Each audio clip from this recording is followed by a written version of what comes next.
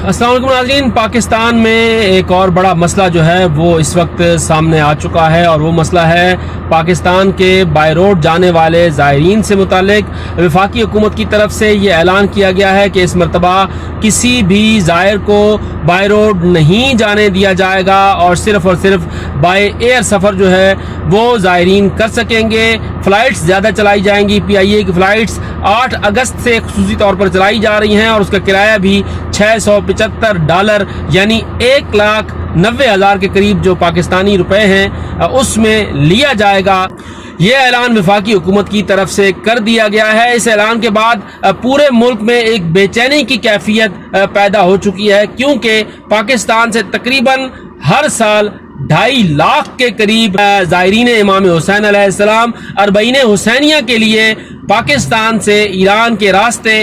Iraq जाते हैं और वो ईरान की ज़ियारतें करते हुए इराक जाते हैं और फिर वापसी पर भी इराक की तमाम ज़ियारत मुकम्मल करके ईरान से फिर पाकिस्तान वापस आते हैं। लेकिन ये जो ऐलान किया गया है इसके बाद पूरे मुल्क में ज़ायरीन में एक बेचैनी पैदा हो चुकी है। पहले जो बाय रोड के ज़ायरीन थी उनको पहला जो सबसे ज़्यादा मसला दरपेश था वो ये था कि ईरान की तरफ से पॉलिसी जो है वो बहुत ताख़ीर से उसका ऐलान किया गया। उसके बाद फिर ये भी शर्त लगा दी गई कि जब तक बस कारनेट नहीं होगा तब तक कोई भी काफिला जो है वो यहाँ से उसे वीज़े जारी नहीं किए जाएंगे। उसके बाद सालारों ने तमाम अपने ज़ायरीन के पासपोर्ट लेकर उनके पैसे लेकर फिर बस कारनेट जो हैं वो बनवाए हैं। अब तक की मेरी इत्तलात के मुताबिक तकरीबन एक गाड़ी का जो बस कारनेट है वो तकरीबन 50 से 60 हज़ार रुपए की फीस के साथ जो है वो बनवाया गया है और कम से कम 1 से 2 लाख रुपए जो हैं वो एडवांस भी ट्रांसपोर्टर्स को दिए गए हैं अपनी बस बुकिंग के लिए। बाज़ ट्रांसपोर्टर्स ने 5 लाख से जायद रकम जो है वो फी बस की रखी है। उसके साथ साथ फी बस का जो किराया तय हुआ था सालारों के साथ ट्रांसपोर्टर्स का वो 25 लाख से 32 लाख रुपए तक फी बस जो है वो की गई थी बुक अपने ज़ायरीन के लिए। लेकिन अब जो सूरत हाल बनी है ऐन उस वक्त पर यह ऐलान किया गया है जब काफिले रवाना होने को थे, यानी सफर में काफिलों का सिलसिला शुरू हो जाता है। यकम सफर से यह सिलसिला शुरू होता है और तकरीबन 10 से 12 सफर तक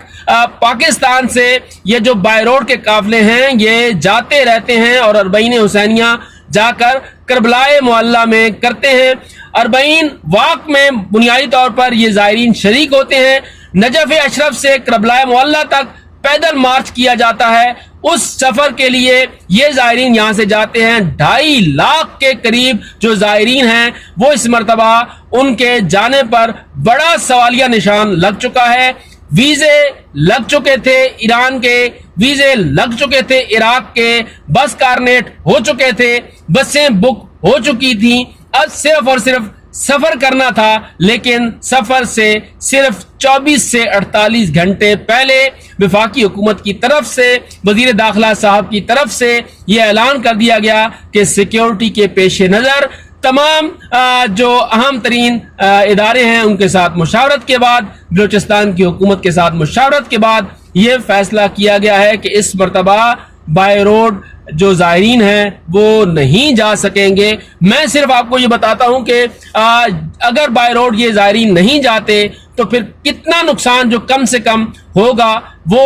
इस वक्त सूरत हाल ये है कि अगर 60,000 फी कारनेट का भी लगाया जाए तो तकरीबन 24 करोड़ रुपए जो हैं वो ज़ाया हो जाएंगे। उसके साथ साथ अगर बसों की फी कस के हिसाब से 1 लाख रुपए की अगर बुकिंग भी रखी जाए तो इस लिहाज से तकरीबन करोड़ों रुपए जो हैं बुकिंग में भी ज़ाया हो जाएंगे। इसके अलावा जो ज़ायरीन ने तकरीबन 32,000 रुपए के वीज़े लगवाए हैं जिनमें तकरीबन 27 से 28,000 रुपए फी ज़ायर का इराक का वीज़े पे खर्च हुआ है और तकरीबन फीस माफ होने के बावजूद 3500 से 4,000 का जो खर्चा ईरान के वीज़े पर हुआ है वो भी 32,000 रुपए फी ज़ायर का जो है وہ ضائع ہو جائے گا۔ اور اس کے ساتھ ساتھ سالاروں کا یہ کہنا ہے کہ ہم نے اپنی بکنگز کی ہوئی تھیں، وہ رقوم ہمیں واپس نہیں ملیں گی۔ وہ رقوم چاہے ایران کے ہوٹلز میں ہوں یا عراق کے ہوٹلز میں ہوں، وہ پیسے ہمیں واپس نہیں ملیں گے۔ اس لیے ہم حکومت سے یہ مطالبہ کرتے ہیں کہ سیکیورٹی کو سخت ترین کیا جائے، لیکن قافلوں کو نہ روکا جائے، ان کو جانے کی اجازت دی جائے یا پھر کوئی متبادل راہ تلاش کی جائے۔ اس حوالے سے اب مختلف جو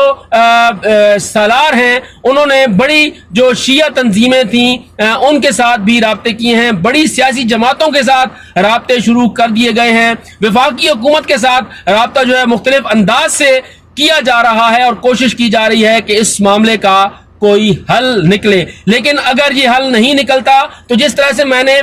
حاجیوں کا معاملہ اٹھایا تھا، 67,000 حاجیوں میں سے صرف چند ہزار حاجی جو ہیں وہ جا سکے تھے، لیکن 62,000 سے زائد حاجی نہیں جا سکے اور ابھی تک ان کے حوالے سے کوئی حتمی فیصلہ سامنے نہیں آیا ہے۔ ابھی تک جو وزیر اعظم نے رپورٹ طلب کی تھی، جو تحقیقاتی کمیٹی بنائی گئی تھی، اس کی بھی واضح رپورٹ جو ہے ابھی تک نہیں آئی، اور اب یہ زائرین کا ایک بڑا معاملہ جو ہے وہ سامنے آ گیا ہے۔ 2.5 لاکھ زائرین جو ہیں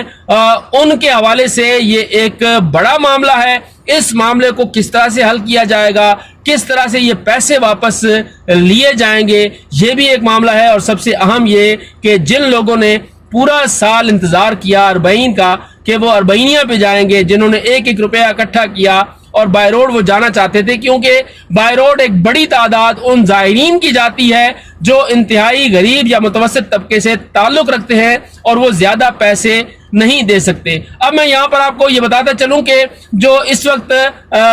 بائی روڈ کا پیکج تھا جو سالاروں نے دیا تھا، وہ تقریباً 1.5 لاکھ سے 2 لاکھ کے درمیان کا بائی روڈ کا پیکج ہے۔ لوگ پیسے دے چکے ہیں، این ٹائم پر جو ہے وہ اب یہ اعلان کیا گیا ہے، تو اس کے اوپر بہت زیادہ بے چینی بھی پھیل رہی ہے۔ اس کے ساتھ ساتھ لوگوں کے کروڑوں روپے ڈوبنے کا بھی خدشہ ہے اور ایک اور بڑا جو مالی بحران ہے وہ پیدا ہو جائے گا اور اس کی وجہ سے صورتحال خراب ہوگی۔